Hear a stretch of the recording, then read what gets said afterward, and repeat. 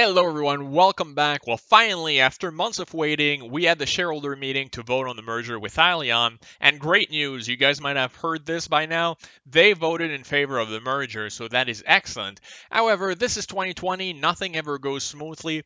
One of the propositions was turned down, and this proposition, because of that, they rescheduled another meeting for Wednesday at 1 p.m. But what is this proposition, and why would have people voted no for it? Should you guys vote yes? Should you guys vote no? Now you have a couple more days to vote for it. Well, we're going to be talking about all of that and also how is this affecting the share price. So we'll start right now, but first please like and subscribe. It really helps out and I really appreciate it. Thank you.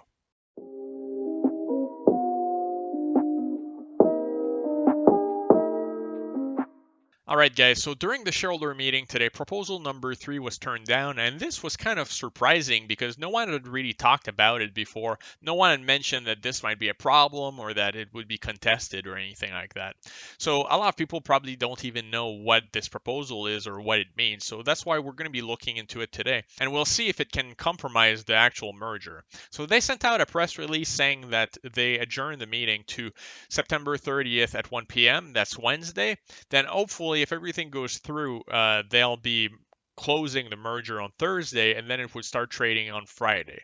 So what is the proposal number 3 anyway? Well, it reads as like this. The director classification charter proposal to reclassify the board of directors of Tortoise Corp.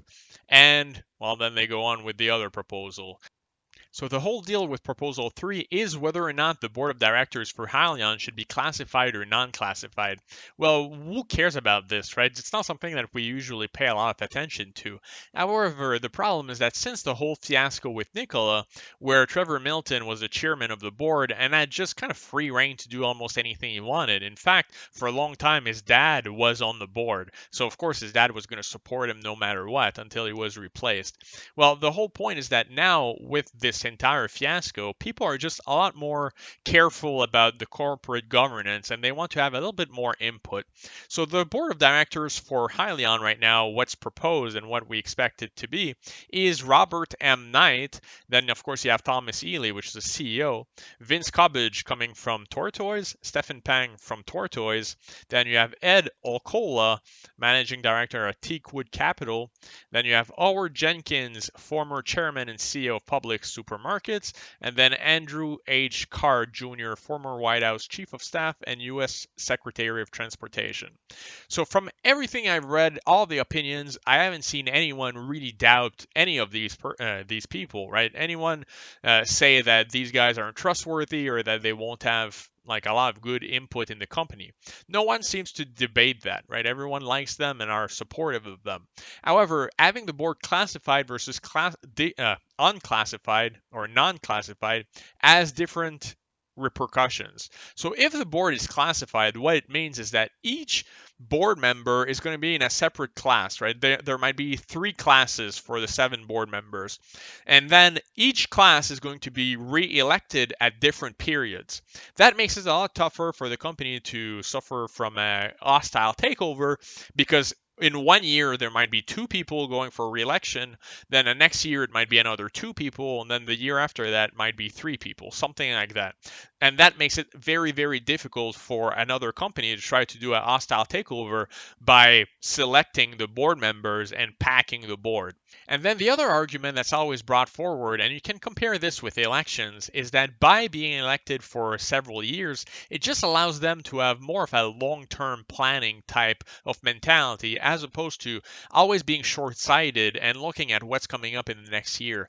Because since these guys have a big impact on the actual management of the company, not necessarily the day-to-day, but the future direction of the company, well, you want them to think of 5 years down the road. You don't want them to think about always getting reelected in next year and trying to please shareholders so that they can be voted back in. So these are the 2 main things that people are trying to avoid by selecting a classified board. So on the flip side, people that think that the board of directors should be declassified, well, their main theory is that the board works for the shareholders. So because of that, they should be held accountable accountable. And by voting them in every year, it's going to make it so that the board of directors is kind of answering more to the shareholders. Like, because if you don't like them and you really don't like the direction they're going in, well, you can just vote against them. Now, Kevin Jenkins is one of the large investors that voted against it, and he kind of sums this up, right? He says that he voted against Proposal 3 in order to balance power between stockholders and the board. A classified board can make it harder for stockholders to force changes on a company when things go wrong. Jenkins cited recent troubles as Nikola as a recent example of such conflicts.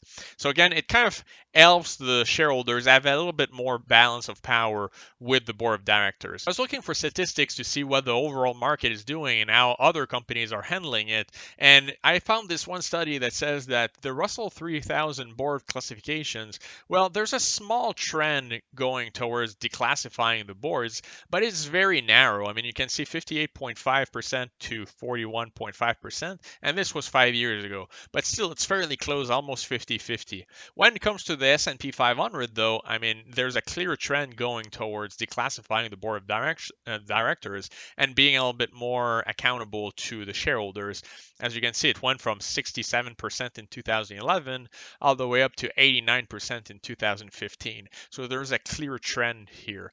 So again, like to me, it doesn't seem like it's a huge deal. I'm going to vote for. I don't see any problem with it. Here, when it comes to the actual filings where you can find a lot more information, right? How will we be managed and governed following the business combination? So they say that after, like if this proposal is accepted, there's going to be 3 different classes, with class 1 comprised of Vincent Cubbage and Thomas Healy. Then there's going to be class 2 comprised of Andrew H. Card, Howard Jenkins, and Stephen Pang. And then class 3 comprised of Edward Okola and Robert M. Knight. So each of these classes are valid for 3 years. So all these guys are only going to be reelected every 3 years. So what do you guys think about this whole debate? Let me know in the comments. I mean, I gave you some of the pros and cons. After all of the Nikola fiasco, do you guys think that they should be reelected every year and kind of more accountable? Or do you think that they should be elected every 3 years and kind of do their own thing? Personally, my opinion is right now in the market, like people are very emotional, especially when it comes to SPACs, and people are very short-sighted. So that's just my opinion. Please don't be offended if you're a newer investor, but I just feel like a lot of people are investing in SPACs are very emotional and they don't really think about the long game, like the company in 5 years. They're more interested in, well, what's going to happen with the stock price in the next 30 days. So because of that, personally, I'm more interested in them like just doing their own thing and not really paying attention to what's going on every day with the shareholders. That's just my opinion, but I'd love to know what you guys think.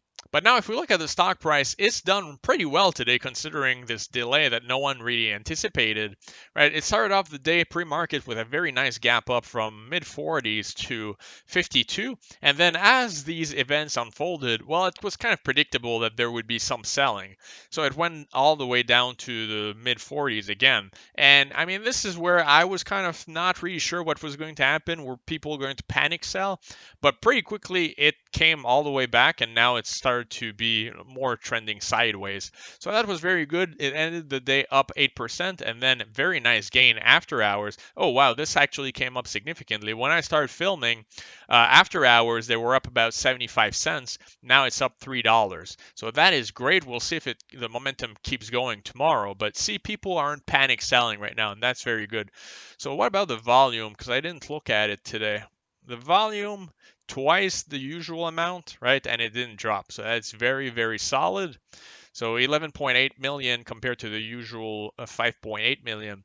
Same for the warrants. The warrants did great, up almost 14%, and then after hours up 7%.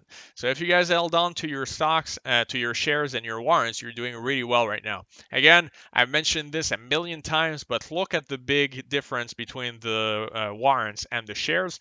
So this gives you a redeemable price of 37.35. So with a redeemable value of 37.35, if you guys are looking to add more shares, well, as usual, the warrants are the way to go because you get a nice discount versus the actual shares, right? That arbitrage opportunity that we often talk about, right? So if you're not looking to, if you don't really care about the price movement in the next weeks because you're looking for several years down the line, well, you don't really care if the stock drops another $5 in the next couple of weeks.